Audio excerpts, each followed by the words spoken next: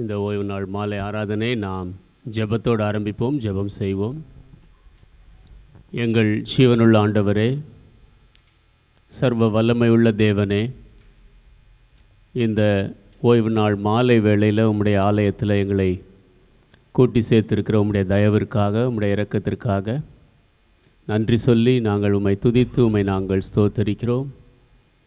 இம்மட்டும் ஆண்டவரே, உம்மை ஆராதிக்க எங்களுக்கு கொடுக்கப்பட்டிருக்கிற இந்த சுயாதீனத்திற்காக நாங்கள் நன்றி சொல்லி உம்மை துதித்து உம்மை நாங்கள் ஸ்தோத்தரிக்கிறோம். நீர் செய்து வருகிற எல்லா நன்மைகளுக்காக நாங்கள் நன்றி சொல்லுகிறோம். கடந்த ஆண்டு எங்களோடு கூட இருந்தீர். உம்முடைய கிருபையில் புதிய ஆண்டுக்குள்ளே கொண்டு வந்திருக்கிறீர். நன்றி அப்பா. ஆண்டவரே, இந்த புதிய ஆண்டில் உமக்கு நாங்கள் சாட்சிகளாக ஜீவிக்க, உண்மையாக ஜீவிக்க, நீங்கள் எங்களிடத்தில் எதிர்பார்க்கிற வண்ணமாக நாங்கள் ஜீவிக்க ஆண்டவரே நீர்தாமே எங்களுக்கு உதவி செய்யும். இந்த இடத்துல நாங்கள் எவ்வளோ உம்முடைய வார்த்தைகளை கேட்கிறோம். ஆண்டவரே, கீழ்ப்படியக்கூடிய இருதயத்தை எங்களுக்கு தாரும். எல்லாம் மந்த புத்தி எடுத்து போடும். உம்முடைய வார்த்தை ஆண்டவரே நல்ல நிலத்தில் விழுந்த விதையாக 30, 60, 100ஆக எங்கள் ஒவ்வொருவருடைய ஜீவியங்களையும் ஆண்டவரே அது பலன் தரத்தக்கதாக தேவனே நீர் கிருபை செய்யும். இந்த மாலையில் இந்த ஆராதனையை நீர் பொறுப்பெடுத்து கொள்ளும். ஆண்டவரே, ஆரம்பம் முதல் முடிவு வரை உம்முடைய பிரசன்னம் இருக்கட்டும். ஆண்டவரே, நாங்கள் ஆண்டவரே முழு இருதயத்தோடு உம்மை ஆராதிக்க எங்களுக்கு கற்றுத்தாரும். நன்றியுள்ள இருதயத்தோடு உமக்கு முன்பாக வர கற்றுத்தாரும். ஆண்டவரே, துதி நிரம்பிய இருதயத்தோடு உமக்கு முன்பாக நாங்கள் ஆண்டவரே பணிந்து குனிந்து ஆண்டவரே எங்களை தாழ்த்தி வர நீர்தாமை எங்களுக்கு கற்றுத்தாரும். இந்த ஆராதனையை ஆண்டவரே எங்களை உயிர்ப்பிக்கக்கூடியதாக இருக்கட்டும். ஆண்டவரே, உம்முடைய தாசரை அபிஷேகித்து உம்முடைய ஆவியில் நிரப்பி வல்லமையாக எங்கள் மத்தியில் எடுத்து உபயோகப்படுத்தும். ஆண்டவரே, இந்த நேரத்தில் பரத்திலிருந்து உம்முடைய வார்த்தையை அனுப்பும். ஆண்டவரே, இங்கே வருகிற ஒவ்வொருவருடைய நிலைமையும் உமக்கு தெரியும். ஒவ்வொருவருடைய தேவைகளும் உமக்கு தெரியும். ஆண்டவரே, ஒவ்வொருவரும் ஒரு எதிர்பார்ப்போடு வருகிறார்கள். ஆண்டவரே, ஒரு நம்பிக்கையோடு வருகிறார்கள். இங்கிருந்து திரும்பி போகும் பொழுது ஆண்டவரே அவர்களுடைய எதிர்பார்ப்புகள் நிறைவேறத்தக்கதாக, அவர்களுடைய நம்பிக்கை நிறைவேறத்தக்கதாக, சந்தோஷத்தோடு சமாதானத்தோடு ஆசீர்வாதத்தோடு இங்கிருந்து திரும்பி செல்ல நீர்தாமே ஒவ்வொருவருக்கும் உதவி செய்யும். புதுப்பிக்கப்பட்டவர்களாக இருந்து திரும்பி செல்ல, கிறிஸ்துவுக்குள்ளே நாங்கள் பலன் கொண்டு இங்கிருந்து திரும்பி செல்ல எங்களுக்கு உதவி செய்யும். நீரே இந்த ஆராதனையில் மகிமைப்படும். வந்து கொண்டிருக்கிற மக்களை சீக்கிரமாக கொண்டு வாரும். ஆண்டவரே, இந்த மழையானது எந்த இடத்துலையும் இந்த ஆராதனைக்கு தடையாக இல்லாதபடிக்கு எங்கும் சுயாதீனமாக உம்மை ஆராதிக்க நீர் கிருபை செய்யும். எல்லா இருளின் சக்திகளையும் கட்டும். எங்களுக்காக மரித்து உயிர்த்தெழுந்த இயேசுவின் நாமத்தில் தாழ்மையோடு கேட்கிறோம் எங்கள் பரிசுத்த பிதாவே, ஆமேன். இந்த ஆராதனைக்கு ஆரம்பமாக யாவரும் எழுந்து நின்று 7ஆம் பக்கத்தில் உள்ள 6வது பாடலை பாடலாம். பக்கம் 7, பாடல் எண் 6. மான்கள் நீரோடை வாஞ்சிப்பது போல் என் ஆத்துமா வாஞ்சிக்குதே. As the deer panteth for the water.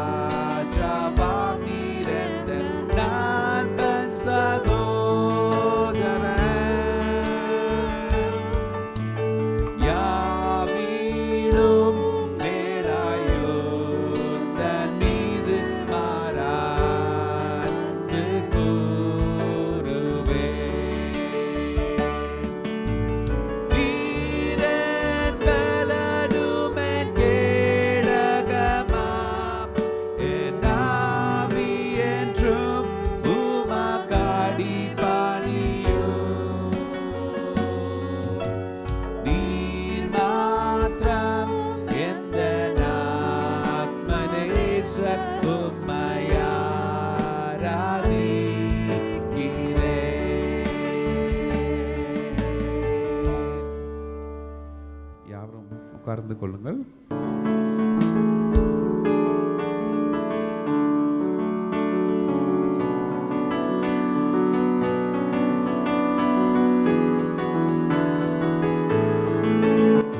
அவர் தோள்களின் மேலே நான் சாய்ந்திருப்பதால் கவலை ஒன்றும் எனக்கில்லையே. என் தேவைகளெல்லாம் அவர் பார்த்து கொள்வதால் நான் கர்த்தருக்குள் மகிழ்ந்திருப்பேனே. அவர் வார்த்தையின் மேலே நான் சாய்ந்திருப்பதால் கவலை ஒன்றும் எனக்கில்லையே. அவர் தேவைகளெல்லாம் அவர் பார்த்து கொள்வதால் நான் கர்த்தருக்குள் மகிழ்ந்திருப்பேனே. யெகோவா ஈரே என்ற தேவன், தேவைகள் யாவும் சந்திப்பீரே. யெகோவா ராஃபா என்ற தேவன், என்னாலும் சுகம் தருவீரே. யெகோவா ஈரே என்ற தேவன், தேவைகள் யாவும் சந்திப்பீரே. யெகோவா ராஃபா என்ற தேவன், என்னாலும் சுகம் தருவீரே. மரண இருளில் பள்ளத்தாக்கில் நடக்க நின்றாலும் என் அப்பா என்னோடு இருப்பதாலே பயப்பட மாட்டேன். மரண இருளில் பள்ளத்தாக்கில் நடக்க நின்றாலும் என் அப்பா என்னோடு இருப்பதாலே பயப்பட மாட்டேன். எனக்கு விரோதமாய் ஆயிரங்களும் 10,000 எழுந்தாலும் அஞ்சிட மாட்டேன். எனக்கு விரோதமாய் ஆயிரங்களும் 10,000 எழுந்தாலும் அஞ்சிட மாட்டேன். யெகோவா ஈரே என்ற தேவன், தேவைகள் யாவும் சந்திப்பீரே. யெகோவா ராஃபா என்ற தேவன், என்னாலும் சுகம் தருவீரே. யெகோவா ஈரே என்ற தேவன், தேவைகள் யாவும் சந்திப்பீரே. யெகோவா ராஃபா என்ற தேவன், என்னாலும் சுகம் தருவீரே. நெருக்கத்திலே கர்த்தரை நோக்கி கூப்பிட்டேன், என்னை விசாலத்தில் கொண்டு வந்து மீட்டு கொண்டாரே. நெருக்கத்திலே கர்த்தரை நோக்கி கூப்பிட்டேன், என்னை விசாலத்தில் கொண்டு வந்து மீட்டு கொண்டாரே. என் பட்சத்தில் கர்த்தர் இருப்பதினாலே ஒருபோதும் நான் அசைக்கப்படுவதில்லையே. என் பட்சத்தில் கர்த்தர் இருப்பதினாலே ஒருபோதும் நான் அசைக்கப்படுவதில்லையே. யெகோவா ஈரே என்ற தேவன், தேவைகள் யாவும் சந்திப்பீரே. யெகோவா ராஃபா என்ற தேவன், என்னாலும் சுகம் தருவீரே. சேர்ந்து பண்ணலாமா? யெகோவா ஈரே என்ற தேவன், தேவைகள் யாவும் சந்திப்பீரே. யெகோவா ராஃபா என்ற தேவன், என்னாலும் சுகம் தருவீரே.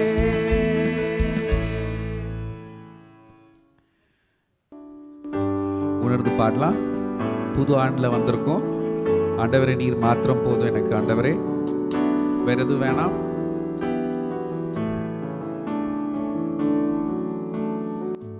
யெகோவா ஈரே தந்தையாம் தெய்வம், நீர் மாத்திரம் போதும் எனக்கு. யெகோவா ராஃபா சுகம் தரும் தெய்வம், தாழும்புகளால் சுகமானோ. யெகோவா ஷம்மா என் கூட இருப்பீர், என் தேவையெல்லாம் சந்திப்பீர். நீர் மாத்திரம் போதும், நீர் மாத்திரம் போதும், நீர் மாத்திரம் போதும் எனக்கு. நீர் மாத்திரம் போதும், நீர் மாத்திரம் போதும், நீர் மாத்திரம் போதும் ஏகோவா எலோஹிம் சிருஷ்டிப்பின் தேவனே உம் வார்த்தையால் உருவாக்கினீர் ஏகோவா பரிசுத்தர் உன்னதர் நீரே உம்மை போல் வேறு தேவனில்லை ஏகோவா ஷாலோம் உம் சமாதானம் தந்தீரேன் உள்ளத்திலே ஏகோவா ஷாலோம் உம் சமாதானம் தந்தீரேன் உள்ளத்திலே நீர் மாத்திரம் போதும் நீர் மாத்திரம் போதும் நீர் மாத்திரம் போதும் எனக்கு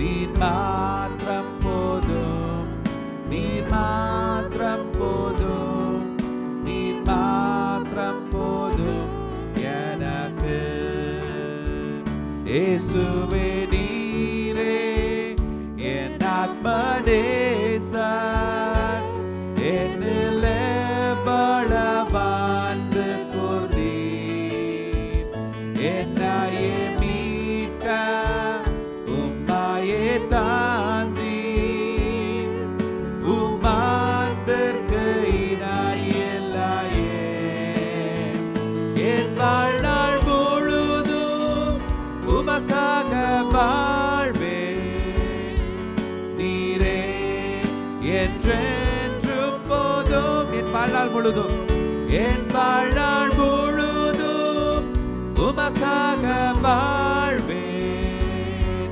நீரே என்றென்றும் போதும் நீர் மாத்திரம் போதும் நீர் மாத்திரம் போதும் நீர் மாத்திரம் போதும் எனக்கு நீர் மாத்திரம் போதும் நீர் மாத்திரம் போதும் நீர் மாத்திரம் போதும் எனக்கு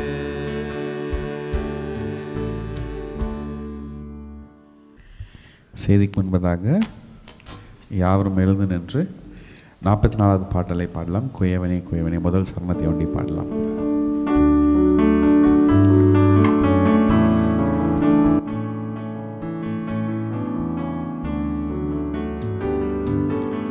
குயவனே குயவனே படைப்பின் காரணனே காளிமன்னான என்னையுமே கண்ணோக்கி பார்த்திடுமே குயவனே குயவனே படைப்பின் காரணனே காளிமன்னான என்னையுமே கண்ணோக்கி பார்த்திடுமே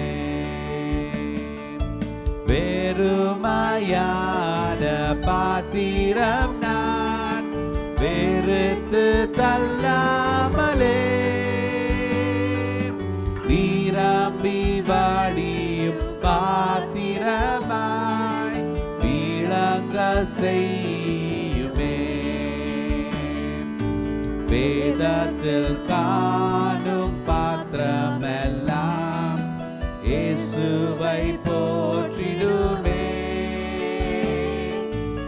என்னையும் ஆபித பாத்திரமாய் வணைந்து கொள்ளுமே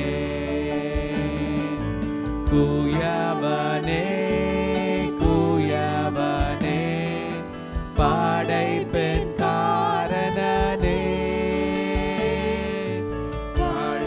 காளிமன்னான என்னையுமே கண்ணோக்கி பார்த்திடுமே.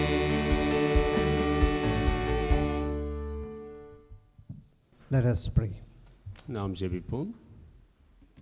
Heavenly Father, we thank you and praise you for this beautiful opportunity you have given to us to gather in your house on the second Lord's Day of this new year 2026.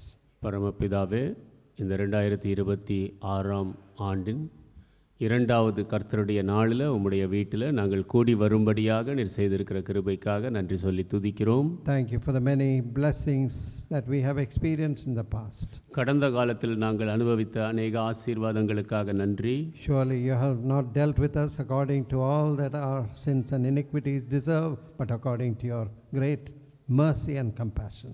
நிச்சயமாகவே எங்களுடைய பாவங்கள் அக்கிரமங்களுக்கு ஏற்றபடி நீர் எங்களிடத்தில் கிரியை நடப்பிக்காத படிக்கு எங்களிடத்தில் இரக்கமும் மனதுருக்கமும் காட்டினீர். Teach us to walk close to you in this new year. இந்த புதிய ஆண்டிலே உம்மோடு நெருங்கி நடக்க கற்றுத்தாரும். We don't want to go back into any of the old bondage or old sins. பழைய அடிமைத்தனங்கள், பழைய பாவங்களுக்குள்ளாக நாங்கள் போக விரும்பவில்லை. We want to live in the realm of victory and deliverance. நாங்கள் வெற்றியின் விடுதலையின் பாதையிலே ஜீவிக்க வேண்டும். We want to live a life that is pleasing to you and which will edify others also. உமக்கு பிரியமாக ஜீவிக்கவும் மற்றவர்களையும் பக்தி விருத்திக்குள் கொண்டு வரக்கூடிய ஜீவியத்தை எங்களுக்கு தாரும். Help us as we meditate upon your word. உம்முடைய வார்த்தையை தியானிக்கும் போது எங்களுக்கு உதவி செய்யும். I ask these blessings in your precious and holy name. இந்த ஆசீர்வாதங்களை உம்முடைய விலையேற பெற்ற பரிசுத்த நாமத்தில் கேட்கிறேன். Amen. Amen. Let's turn to the word of God in Philippians chapter 4 and verse 12 and 13. தேவனுடைய வார்த்தை பிலிப்பியர் 4ஆம் அதிகாரம் 12-13 வசனங்களுக்கு திருப்புவோம்.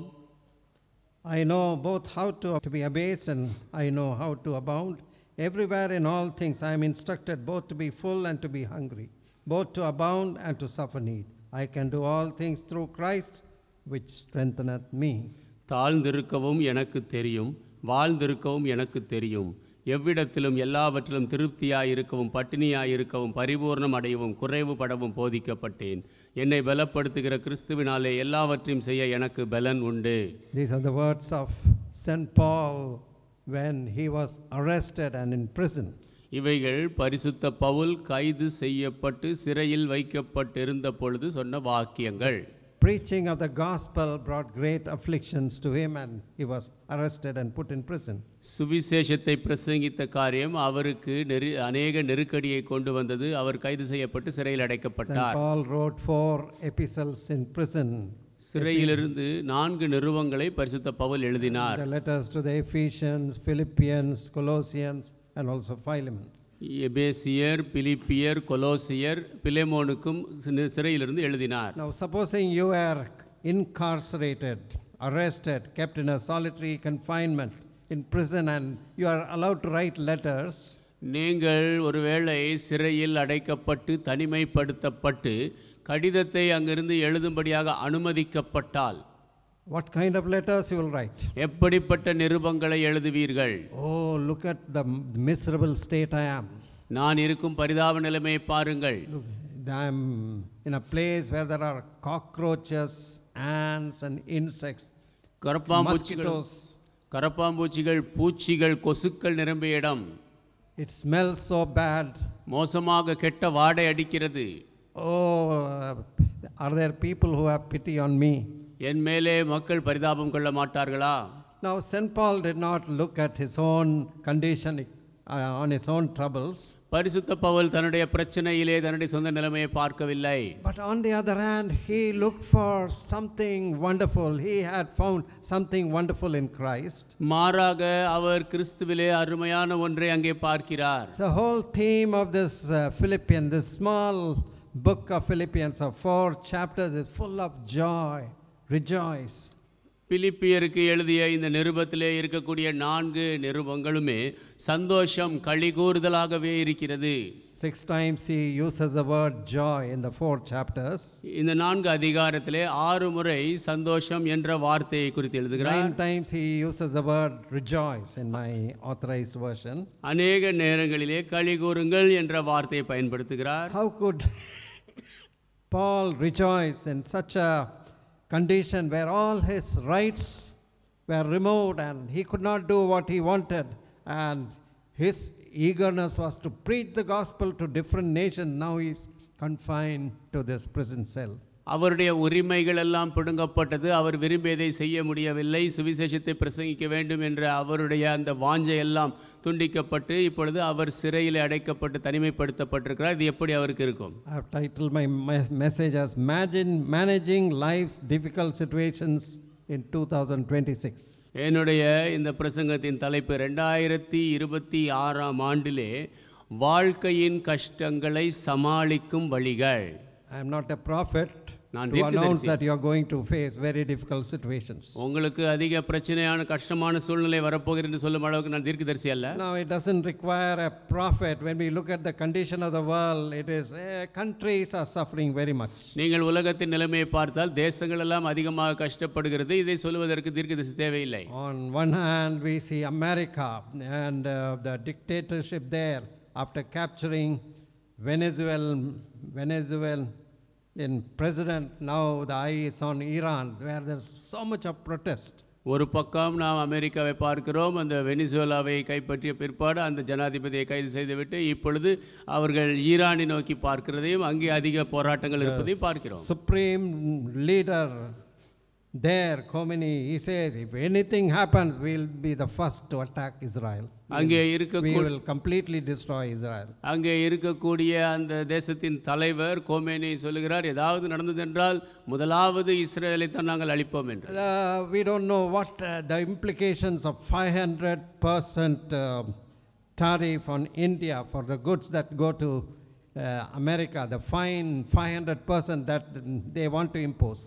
இந்தியாவிலிருந்து அமெரிக்காவுக்கு செல்லும் பொருட்களுக்கு 500% வரி செலுத்தும்படியாக அமெரிக்கா சட்டம் போட்டிருக்கிறது. அதனுடைய விளைவுகள் எப்படி இருக்குமோ தெரியவில்லை. Enemies like China was supposed to be an enemy of India. Now India wants to lean a little bit on China and also the old friend Russia. இந்தியாவினுடைய சத்துருவாக இருந்திருக்க வேண்டிய சீன தேசத்தோடு இந்தியா கொஞ்சம் சாய்ந்து கொண்டு இருப்பதையும் பார்க்கிறோம். ரஷ்யாவோடு சேர்ந்து கொண்டிருப்பதையும் பார்க்கிறோம். And the home ground in America, people are talking we must impeach President Trump. அமெரிக்க மக்களோ இப்போ ஜனாதிபதி ட்ரம்பை நாம் தள்ள வேண்டும் என்று பேசிக்கொள்கிறார்கள். So all the world situation is just fluid. People are watching what is going to happen. உலக சூழ்நிலையே ஒரு நிலையற்றதாக இருக்கிறது. என்ன நடக்கப் போகிறது என்று மக்கள் பார்த்து கொண்டிருக்கிறார்கள். War like situation is developing. ஒரு விதமாக உலக யுத்தம் போன்ற சூழ்நிலை உருவாகி இருக்கிறது. But whatever is happening outside, but for a child of God, whatever is the situation around, we have something solid foundation where we need not be as alarmed as people who have no hope. வெளியே என்ன வேண்டுமானால் நடக்கலாம். ஆனால் ஒரு தேவனுடைய பிள்ளைக்கு நம்பிக்கையே இல்லாத ஒரு மனிதனைப் போல நாம் இருக்க வேண்டிய அவசியம் இல்லை. நமக்கு ஒரு உறுதியான அஸ்திபாரம் உண்டு. Now here was St. Paul incarcerated in a prison, and any time he was awaiting his execution. Nero was wanting to execute Paul on the demands of the Jews. இங்கே பரிசுத்த பவுல் சிறையிலே அடைக்கப்பட்டவராக இருக்கிறார். எந்த நேரம் வேண்டுமானாலும் அவர் கொல்லப்படலாம். அந்த தேசத்தின் சர்வாதிகாரியாகிய நீரோ யூதர்கள் விரும்பியதினாலே பவுலை கொலை செய்யும்படியாக திட்டம் கொண்டிருந்தான். But instead of being sad, morose and full of grumbling and complaining, St. Paul was bubbling with joy. ஆனால் துக்கமாக முறுமுறுத்து கொண்டு கஷ்டப்பட்டு கொண்டு இருப்பதற்கு பதிலாக பரிசுத்த Pavul சந்தோஷத்திலே நிரம்பியிருந்தார். And he was encouraging others to be full of joy. மற்றவர்களும் சந்தோஷத்தில் நிரம்பி இருக்க வேண்டும் என்று உற்சாகப்படுத்தினார். And what is the source of this joy? This joy you cannot find anywhere else but in Jesus Christ. இந்த சந்தோஷத்தினுடைய ஆதாரம் என்ன? இதை நீங்கள் வேறு எங்குமே காண முடியாது. இயேசு கிறிஸ்துவில் மாத்திரமே காண முடியும். Now here in these words I find 6 important principles that St. Paul is teaching us if we want to be in peace and joyful in any situation. இந்த வசனங்களிலே பரிசுத்த பவுல் நமக்கு 6 விதமான கொள்கைகளை கற்றுக் கொடுக்கிறார். எந்த ஒரு சூழ்நிலையாக இருந்தாலும் அதிலே சமாதானமாக சந்தோஷமாக இருக்க வேண்டும் என்றால் இந்த 6 கொள்கைகள். First of all, you must develop a positive attitude. முதலாவதாக நீங்கள் ஒரு முன்னோக்கான மனப்பான்மை கொண்டிருக்க வேண்டும். Don't focus on the negative but rather on the positive. முரணானவையே நோக்கிக் கொண்டிருக்காதீர்கள், நீங்கள் முன்னோக்கானதை பாருங்கள். When we dwell only on the negative, the devil has a hold on us, then brings discouragement and unfaith, unbelief. நாம் முரணானதை மாத்திரமே பார்த்து கொண்டிருந்தால் பிசாசு நம்மேலே ஒரு பிடியை வைத்திருப்பான், அதைரியத்தையும் அவிசுவாசத்தையும் கொண்டு வருவான். But St. Paul was able to realize even through his imprisonment something good was happening. ஆனால் பரிசுத்த பவுலோ அவர் சிறையிலே அடைக்கப்பட்டிருந்த பொழுதிலும் ஏதோ நல்ல காரியம் நடக்கிறது என்பதை அறிய முடிந்தது. In first chapter 12th verse of Philippians he says, but you should understand, brethren, that the things which happen unto me have fallen out rather unto the furtherance of the gospel. பிலிப்பியர் 1:12 சொல்கிறார், சகோதரரே, எனக்கு சம்பவித்தவைகள் சுவிசேஷம் பிரபலமாகும்படிக்கு ஏதுவாயிற்றென்று நீங்கள் அறிய மனதாயிருக்கிறேன். And he says, because of my imprisonment, some people have begun to preach more about Christ. அவர் சொல்லுகிறார், நான் சிறையில் அடைக்கப்பட்டதினாலே சில மக்கள் கிறிஸ்துவை குறித்து அதிகமாக பிரசங்கிக்கிறார்கள். Some preach of envy, they want to be better, they want to put me in the shadows, and some preach with real concern. சிலர் பொறாமையினாலே அவர்கள் பிரசங்கிக்கிறார்கள், அவர்கள் என்னை அப்படியே நிழலில் தள்ளும்படியாக யோசிக்கிறார்கள். சிலரோ கரிசனையோடு பிரசங்கிக்கிறார்கள். First chapter 18 verse 8, what then, notwithstanding every way, whether in pretense or in truth, Christ is preached, and I therein do rejoice. Yea, I will rejoice. 1:18, இதனால் என்ன, வஞ்சகத்தினாலாவது உண்மையினாலாவது எப்படியாவது கிறிஸ்து அறிவிக்கப்படுகிறார், அதனால் சந்தோஷப்படுகிறேன், இன்னும் சந்தோஷப்படுவேன். In the midst of a very difficult circumstance, he looked at the positive. மிகவும் கஷ்டமான சூழ்நிலையின் மத்தியிலே அவர் முன்னோக்கானதை பார்க்கிறார். Two highway drivers were talking to one another. One was a very young man, a beginner.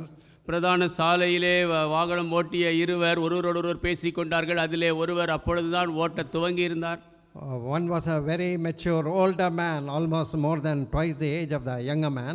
இன்னொருவரோ மிகவும் முதிர்ச்சி அடைந்தவர், வயோதிபர், இந்த இளைஞரை காட்டிலும் 3 மடங்கு வயது அதிகரித்தவர். And they were driving from states to state, many hours of driving.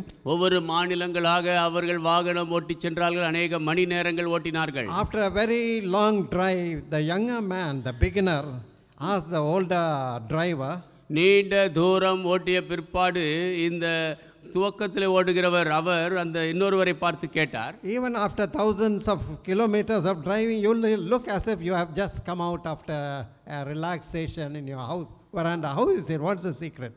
1000 கிலோமீட்டருக்கு மேலாக வாகனம் ஓட்டிவிட்டோம், ஆனாலும் நீங்கள் ஏதோ இப்பொழுதுதான் வீட்டிலிருந்து வருவது போல அப்படியே வருகிறீர்களே சந்தோஷமாக, அதன் ரகசியம் என்ன என்று கேட்டார். The older driver told him, son, வயதான டிரைவர் சொன்னார், மகனே, you have begun, you come out in the morning to drive and you think driving is your work.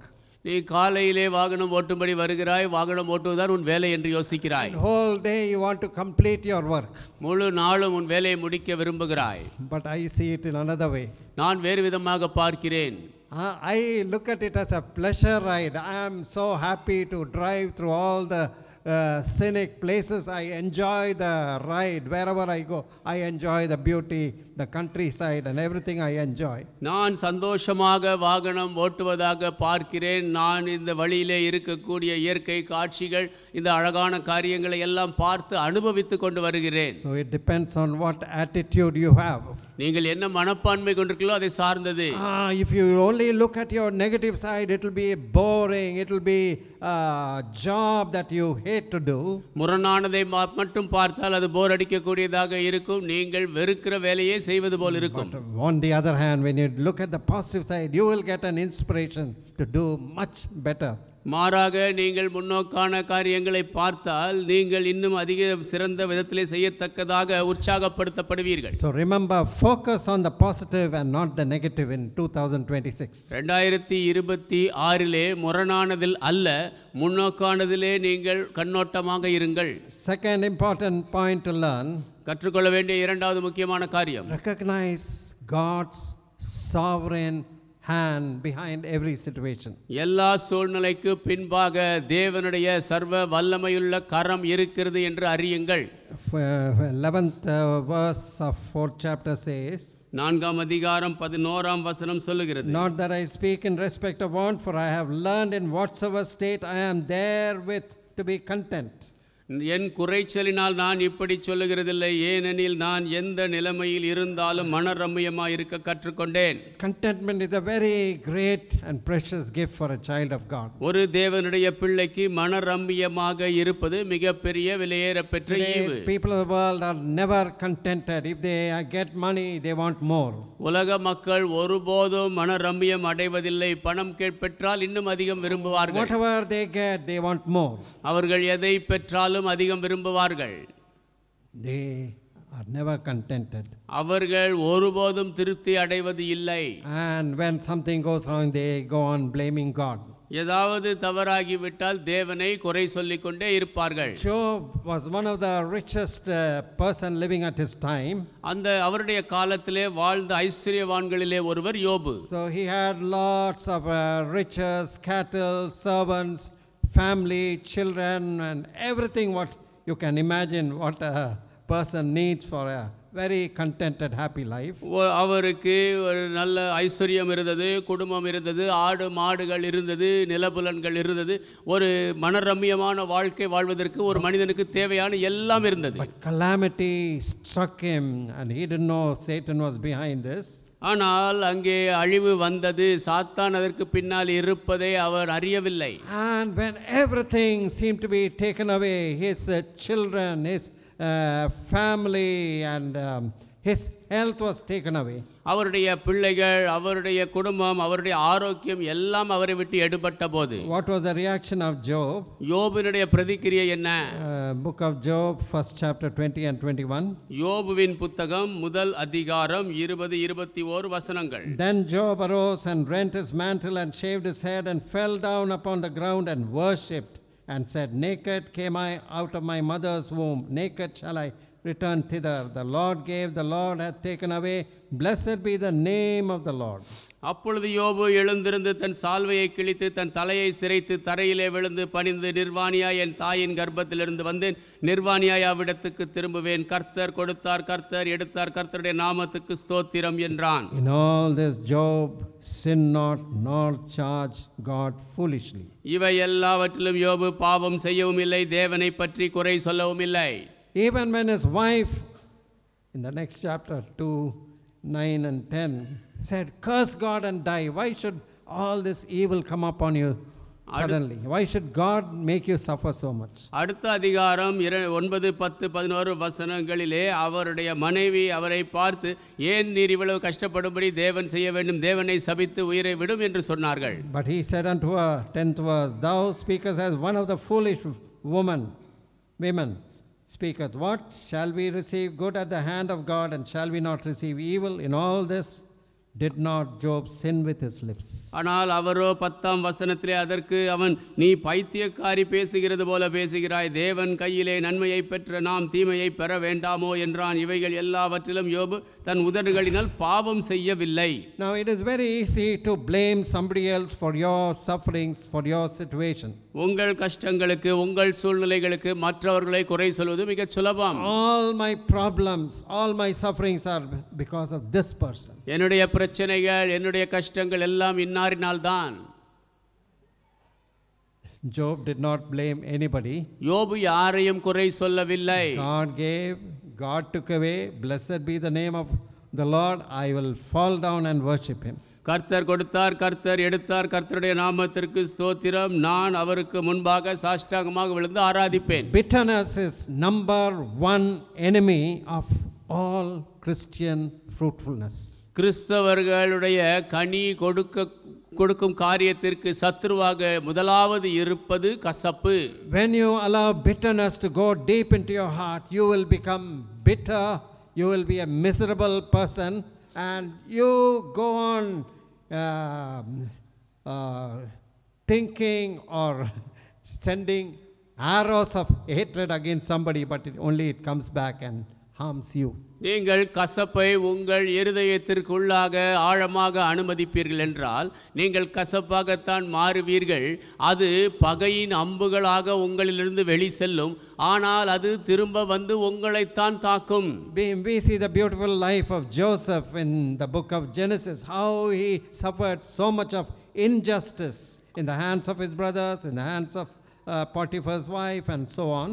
யோசேப்பை குறித்து ஆதியாகமம் புத்தகத்திலே நாம் பார்க்கிறோம் எப்படியாக அவர் அநீதியை அனுபவித்தார். அவருடைய சகோதரர்கள் கரத்திலே, போத்திபாரின் மனைவி கரத்திலே, இன்னும் பலர் கரத்திலே. But when he got back all the power and authority with him, ஆனால் அவரோ எல்லா விதமான அதிகாரத்தையும் வல்லமையும் அவரிடத்திலே பெற்றுக்கொண்ட போது he had the power to take revenge upon those who brought much suffering into his life. அவர் ஜீவியத்திலே அதிக கஷ்டத்தை கொண்டு வந்தவர்களை பழி வாங்கும்படியாக அவருக்கு வல்லமை இருந்தது. But instead, what does he tell his brothers in Genesis 50 and 20 and 21?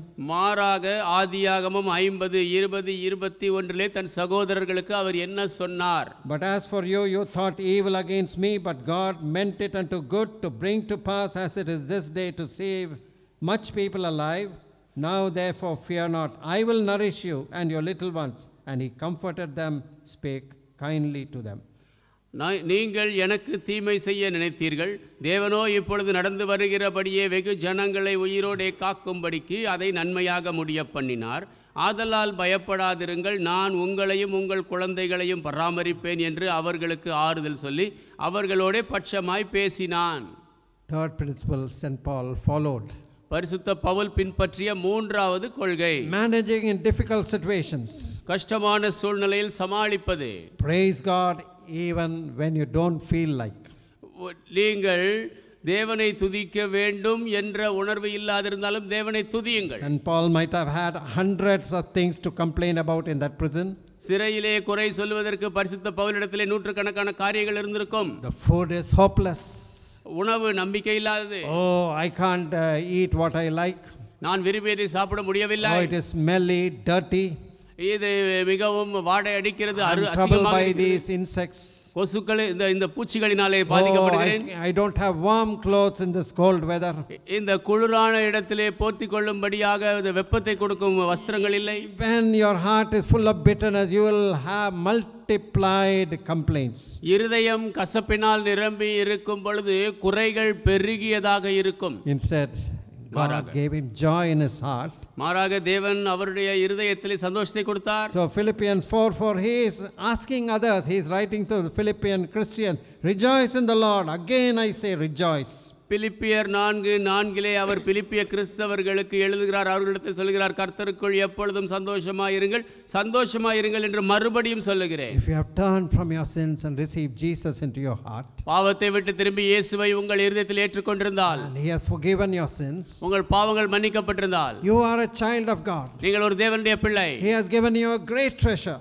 அவர் உங்களுக்கு பெரிய பொக்கிஷத்தை கொடுத்திருக்கிறார். You are saved so that you can rejoice and continually worship and praise God. நீங்கள் ரட்சிக்கப்பட்டிருக்கிறீர்கள், ஆகவே நீங்கள் சந்தோஷப்படலாம், தேவனை தொடர்ந்து ஆராதிக்கலாம், துதிக்கலாம். You can praise God for his mercy, for his salvation, for the eternal life, the eternal riches and inheritance God has given you in Christ. தேவனுடைய இரக்கத்திற்காக, அவருடைய ரட்சிப்பிற்காக, அவர் உங்களுக்கு உள்ளான சந்தோஷத்தையும் அந்த சமாதானத்தையும் கொடுத்திருப்பதற்காக நீங்கள் அவரை துதிக்கலாம். The prophet Habakkuk learned that secret, though he had many complaints about God's way of punishing Israel.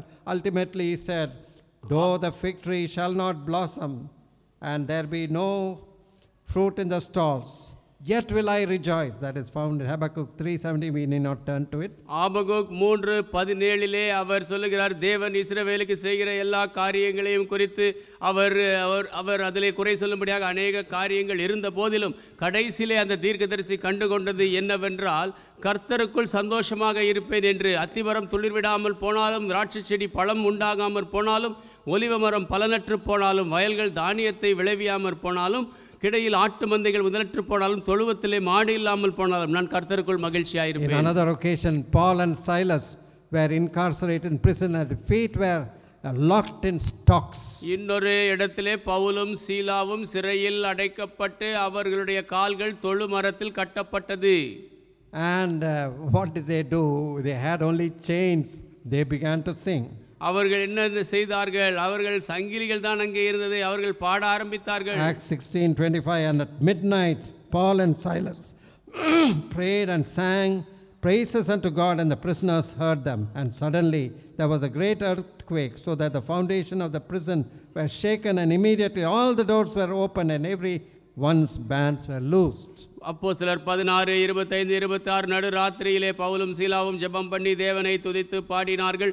காவலில் வைக்கப்பட்டவர்கள் அதை கேட்டுக்கொண்டிருந்தார்கள். சடிதியிலே சிறைச்சாலையில் அஸ்திபாரங்கள் அசையும்படியாக பூமி மிகவும் அதிர்ந்தது. உடனே கதவுகள் எல்லாம் திறவுண்டது. எல்லாருடைய கட்டுகளும் கலன்று போயிற்று. There is a story about a 16th century man of God called Bernard Gilpin. Bernard Gilpin என்ற 16ஆம் நூற்றாண்டு தேவ மனிதனை குறித்து ஒரு கதை உண்டு. Some of you who have not read some of these classical books like Fox's Book of Martyrs, you must read them. இரத்த சாட்சிகள் என்ற ஃபாக்ஸஸ் எழுதிய புத்தகம், இதை போன்ற மிக அருமையான புத்தகங்களை உங்களில் படித்திராத சிலர், நீங்கள் இதை படிக்க வேண்டும். Now in the 16th century there was a very wicked queen called Mary, the queen, bloody Queen Mary in England. 16ஆம் நூற்றாண்டிலே மிகவும் மோசமான ஒரு ராணி இருந்தார்கள். அவர்கள் பிளட்டி குயின் என்று அழைக்கப்படுவார்கள். And as a staunch Roman Catholic, she would go and arrest all preachers, Protestant preachers who preach the gospel, and put them to stakes and light the fire. உறுதியான கத்தோலிக்கராக அவர் ஜீவித்ததினாலே எல்லா விதமான இந்த புராட்டஸ்டன்ட் பிரசங்கிகளையும் அவர்கள் போய் கைது செய்து அவர்களை எல்லாம் இந்த வைக்கோல்களிலே வைத்து கட்டி நெருப்பு மூட்டுவார்கள். And one of the last persons to be arrested, she had already killed some 300 and more preachers. ஏற்கனவே 300க்கும் மேற்பட்ட பிரசங்கிகளை அவர்கள் கொன்று போட்டிருந்தார்கள். So this person was a wonderful man of God, a loving person who had impressed people so much. People loved him and had so much regard to him. இந்த நபர் அதிகமாக மக்கள் இவரை பார்த்து கவரப்பட்டு இருந்தார்கள். மிகவும் அன்பான ஒரு மனிதர். இவருடைய மக்கள் இவருடைய பிரசங்கங்களை அதிகம் ஈர்க்கப்பட்டிருந்தார்கள். So this person's name was Bernard Gilpin. Bernard Gilpin என்பது இவருடைய பெயர். And he was a wonderful preacher, and he had a very favorite verse. அருமையான பிரசங்கி இவர். அவர் மிகவும் அவருக்கென்று பிடித்தமான வாக்கியங்களை கொண்டிருந்தார். And constantly he preached or spoke on this verse. தொடர்ந்து இந்த வாக்கியத்திலே அவர் பிரசங்கிப்பார். And we know that Romans 8:28, we know that all things work together for good to them that love God, to them who are called according to his purpose. அவருடைய தீர்மானத்தின்படி அழைக்கப்பட்டவர்களாய் தேவனிடத்தில் அன்பு கூறுகிறவர்களுக்கு சகலமும் நன்மைக்கு ஏதுவாக நடக்கிறது என்று அறிந்திருக்கிறோம். ரோமர் 8:28. So what he preached to the people, he preached to himself. And when these people came on horseback to arrest him, மக்களுக்கு என்ன பிரசங்கித்தாரோ அதை தனக்கும் பிரசங்கித்துக் கொண்டார். இந்த மக்கள் வந்து இவரை கைது செய்ய வந்தபோது, and he was telling them all things work together for good to them who love God and who are called according to his purpose.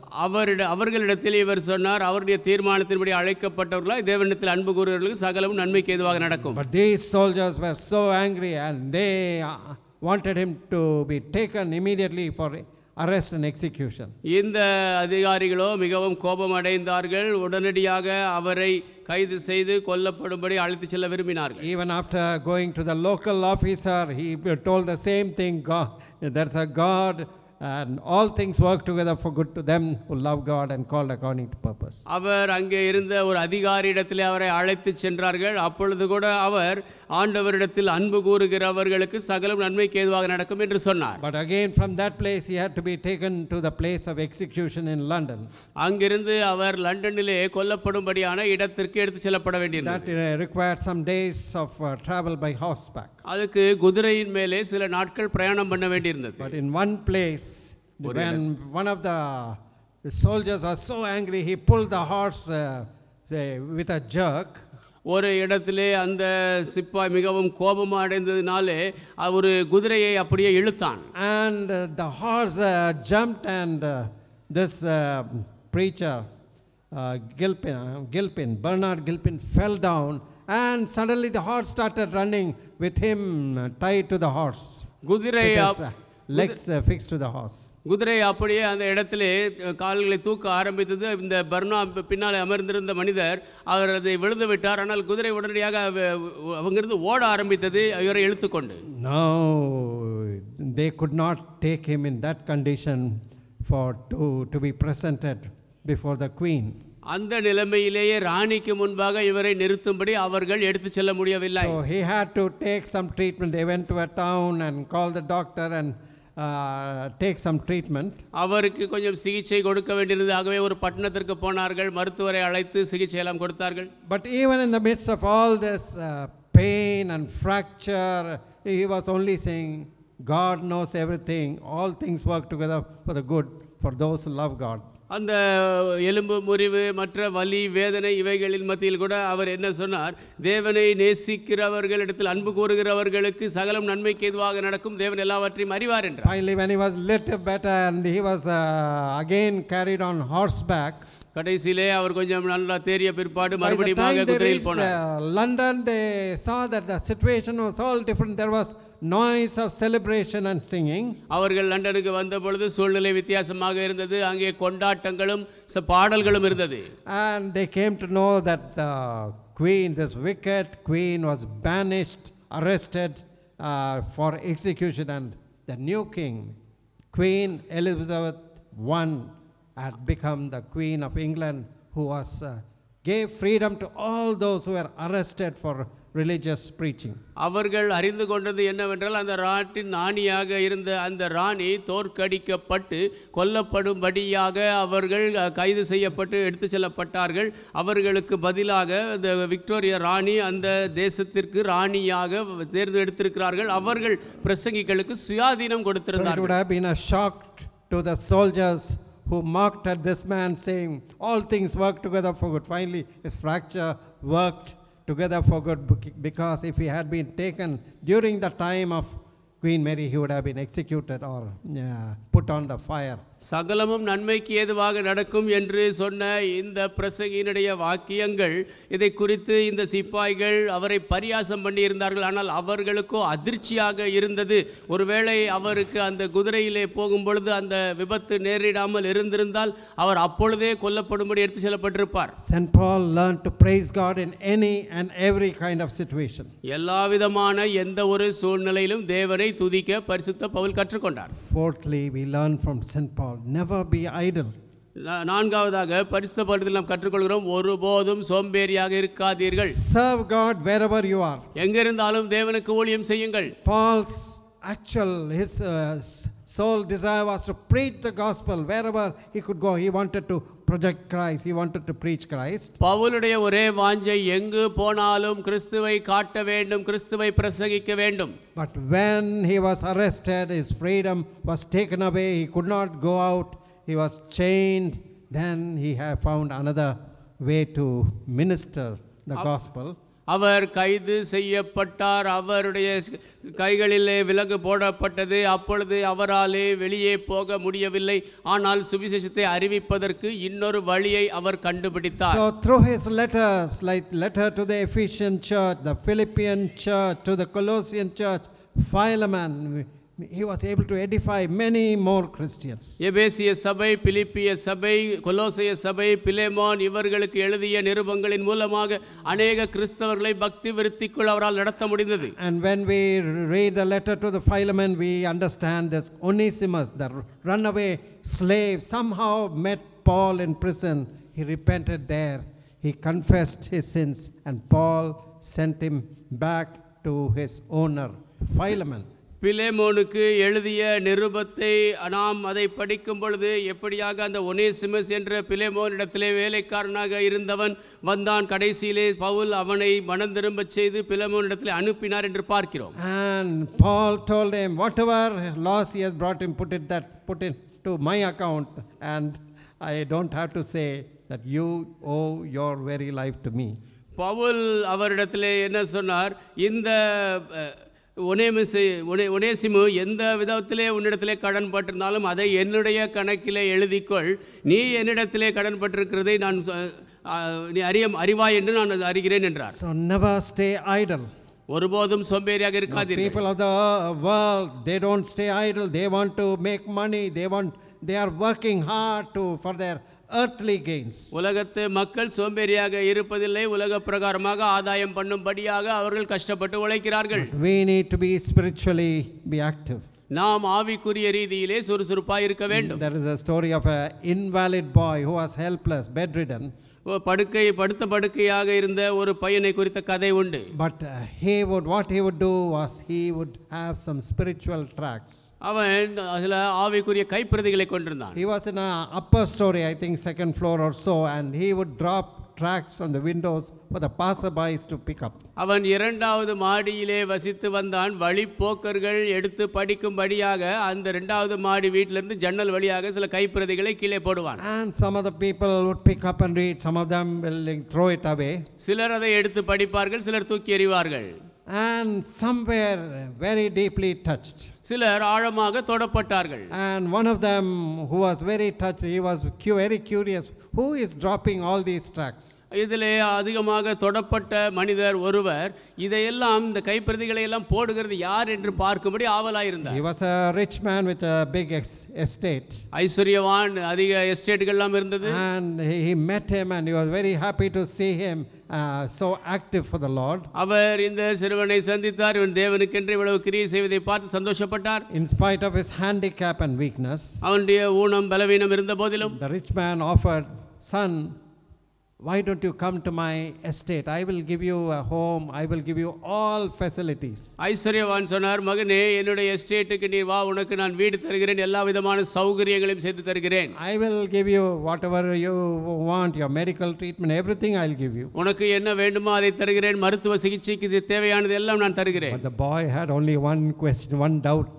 ஆனால் அந்த பையனிடத்தில் ஒரு சந்தேகம் தான். If I come to your place, will I have a window like this to drop tracts to people who are passing by? நான் நீங்கள் இருக்கும் இடத்திற்கு வந்தால் அந்த தெருவழியாக கடந்து போகிற மக்களுக்கு கைப்பிரதிகள் கொடுக்கத்தக்கதாக உங்களுடைய வீட்டிலே இப்படிப்பட்ட ஒரு ஜன்னல் இருக்குமா?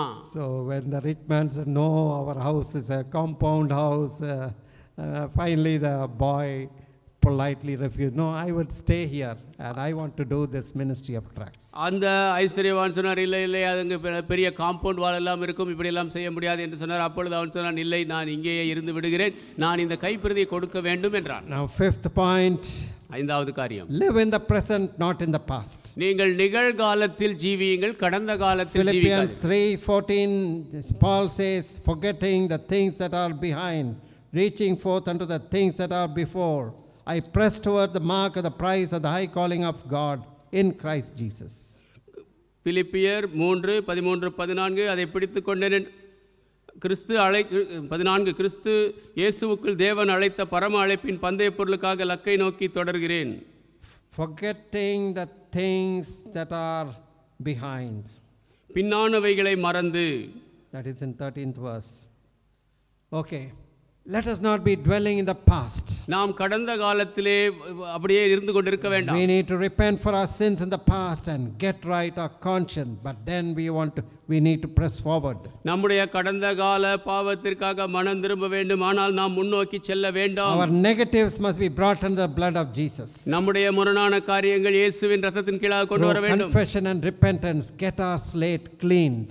உங்களுடைய பாவ அறிக்கையும் மனம் திரும்புதலும் உங்களுடைய மனசாட்சி சுத்தமாக்க வேண்டும். We must press forward to the mark of the prize of the high calling of God in Christ.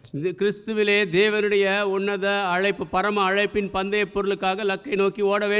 Finally, in order to overcome your difficulties in this new year, we need to get strength from God. கடைசியிலே இந்த புதிய ஆண்டிலே உங்களுடைய கஷ்டங்களை மேற்கொள்ளத்தக்கதாக தேவனிடத்திலிருந்து பலத்தை பெற வேண்டும். And St. Paul got his strength from God. பரிசுத்த பவுல் தேவனிடத்திலிருந்து பலத்தை பெற்றார். He did not cry, I am weak, I am imprisoned, I have got chains, I have this and that. He didn't have any complaints. நான் பலவீனன், நான் சிறையில் அடைக்கப்பட்டிருக்கிறேன், சங்கிலியில் கட்டப்பட்டிருக்கிறேன், இந்த காரியம் அந்த காரியம் என்றெல்லாம் குறை சொல்லவில்லை. 13th verse, he says, I can do all things through Christ who strengthens me. அவர் 13ஆம் வசனத்திலே சொல்கிறார், என்னை பலப்படுத்துகிற கிறிஸ்துவினாலே எல்லாவற்றையும் செய்ய எனக்கு பலன் உண்டு. How can you get strength from God? தேவனிடத்தில் எப்படி பலனை பெறுவது? You need to spend time in prayer. ஜெபத்திலே நேரம் செலவழிக்க வேண்டும். How much time are you praying, waiting upon God? எவ்வளவு நேரம் ஜெபிக்கிறீர்கள், தேவ சமூகத்தில் Are you காத்திருக்கிறீர்கள்? studying the word of God to nourish your soul? உங்கள் ஆத்துமாவை போஷிக்கும்படி தேவனுடைய வார்த்தையை படிக்கிறீர்களா? 1 Peter 2:2 says, as newborn babes desire the sincere milk of the word of God. 1 பேதுரு 2ஆம் அதிகாரம் 2ஆம் வசனம் சொல்கிறது, புதிதாய் பிறந்த குழந்தையைப் போல தேவனுடைய வார்த்தையை உண்மையாக நாம் கற்றுக்கொள்ள And வேண்டும். the Bible is also the strong meat to make you strong. வேதம் உங்களை பலப்படுத்தும்படியாக பலன் நிறைந்த உணவாக It இருக்கிறது. is a mirror to show us our faults and mistakes. நம்முடைய குறைகளை தவறுகளை காட்டக்கூடிய கண்ணாடி அது. It is a lamp to show us the way. நமக்கு வழி காட்டும்படியான அது ஒரு தீபம். It is a seed full of great potentials. அதிக சாத்திய கூறுகள் நிரம்பிய விதை அது. And if this seed grows in us, we will be really fruitful. இந்த விதை நம்மிலே வளரும்போது நாம் கனி உள்ளவர்களாக இருப்போம். It is a hammer that breaks the rocks into pieces. அது மலைகளை துண்டு துண்டாக உடைக்கக்கூடிய Hardened சம்மட்டி. heart will be broken and changed. கடின இருதயம் உடைக்கப்படும், மாற்றப்படும். It is a fire to burn the dross. இது and களிம்பை purify us. இது களிம்பையும் துரும்பையும் எரிக்கக்கூடிய அக்கினி. Let us get the strength that comes by waiting in the presence of God and reading God's word. தேவ பிரசன்னத்திலே காத்திருந்து தேவனுடைய வார்த்தையை படிப்பதன் மூலமாக வரக்கூடிய பலத்தை நாம் பெறுவோம். And let us wait upon God and have fellowship with God's people. தேவ சமூகத்திலே நாம் காத்திருப்போம், தேவனுடைய பிள்ளைகளோடு ஐக்கியம் கொள்வோம்.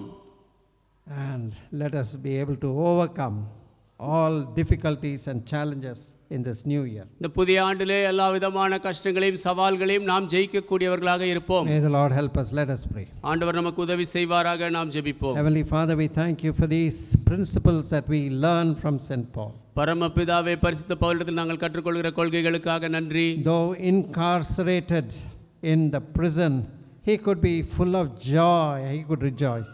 சிறை பிடிக்கப்பட்டு சிறையில் அடைக்கப்பட்டிருந்தாலும் அவர் சந்தோஷத்தினாலே களி கூர்ந்திருந்தார். How he did not look at all the negatives that surrounded him or that faced him.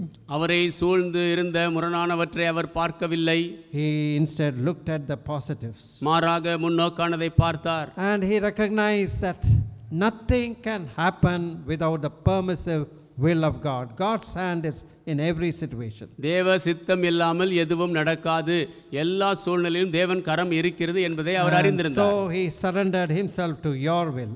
ஆகவே அவர் தம்மை உம்முடைய சித்தத்துக்கு ஒப்புக் கொடுத்தார். And even in difficult circumstances, he could praise God and worship you. கஷ்டமான சூழ்நிலையிலும் தேவனை துதித்து உம்மை ஆராதிக்க முடிந்தது. Teach us how to praise you, Lord. எப்படி உம்மை துதிக்க வேண்டும் என்று கற்றுத்தாரும் In ஆண்டவரே. any and every circumstance, let us praise you. எல்லா சூழ்நிலைகளிலும் எப்பேற்பட்ட சூழ்நிலையிலும் நாங்கள் உம்மை As துதிக்கட்டும். St. Paul says, in everything give thanks. பரிசுத்த பவுல் சொல்லும் வண்ணமாக எல்லாவற்றிலும் நன்றி சொல்லுங்கள். Rejoice in the Lord always, and again I say rejoice. கர்த்தருக்குள் எப்பொழுதும் மகிழ்ச்சியாயிருங்கள். மறுபடியும் சொல்கிறேன், Help us to மகிழ்ச்சியாயிருங்கள். learn to serve you in any and every circumstance. எல்லா விதமான சூழ்நிலைகளிலும் உமக்கு ஊழியம் செய்ய எங்களுக்கு கற்றுத்தாரும், உதவி Even when செய்யும். we don't have all the freedom to do what we like. நாங்கள் விரும்பியதை செய்யும் சுயாதீனம் இல்லாத போதிலும் With the resources we have, let us be able to serve you. நாங்கள் கொண்டிருக்கக்கூடிய ஆதாரங்களை கொண்டு நாங்கள் உமக்கு ஊழியம் செய்யட்டும். Let us not live in the past, let us live in the present. கடந்த காலத்திலே நாங்கள் ஜீவிக்க வேண்டாம், நிகழ்காலத்துக்கு வரட்டும். Forgetting the things that are behind, looking forth unto the things that are before, let us press towards the mark of the prize of the high calling of God in Christ Jesus. பின்னானவைகளை மறந்து முன்னானவைகளை நோக்கி கிறிஸ்துவுக்குள்ளாக அந்த பரம அழைப்பிற்குரிய பந்தய பொருளை நோக்கி நாங்கள் ஓடட்டும். Bless this year 2026 in a very special way to every one of us. இந்த 2026ஆம் ஆண்டை ஒவ்வொருவருக்கும் விசேஷித்த வகையிலே ஆசீர்வதியும். Increase our faith. எங்கள் விசுவாசத்தை Give us அதிகரியும். a new vision of your kingdom, of the cross. உம்முடைய ராஜ்யத்தை குறித்து, சிலுவையை குறித்து புதிய தரிசனத்தை தாரும். We want to be a blessing. நாங்கள் ஆசீர்வாதமாக இருக்க I வேண்டும். ask these blessings in your precious and holy name. இந்த ஆசீர்வாதங்களை உம்முடைய விலையேறப்பெற்ற பரிசுத்த நாமத்தில் கேட்கிறேன். Amen. ஆமென். கடைசியாக யாவரும் எழுந்து நின்று 88ஆம் பக்கத்தில் 246வது பாடலை பாடலாம். நான் உம்மை பற்றி இரட்சகா வீண் வெட்கமடையேன். I'm not ashamed to owe my Lord, not to defend his cause.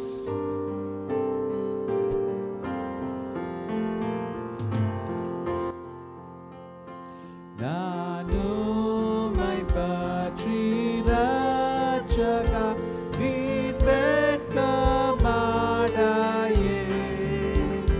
பேராண்மை குறித்தாண்டவா நான் சாட்சி கூறுவேன். சிலுவை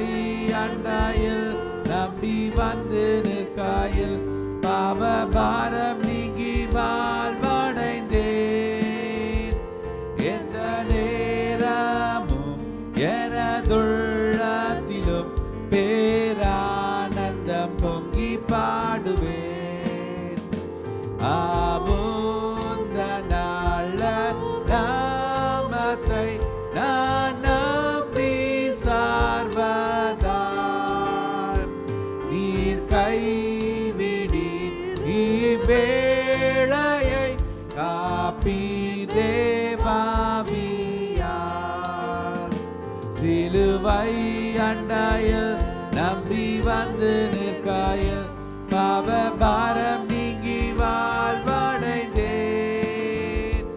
எந்த நேரமும் எனதுள்ளத்திலும் பேரானந்தம் பொங்கி பாடுவேன்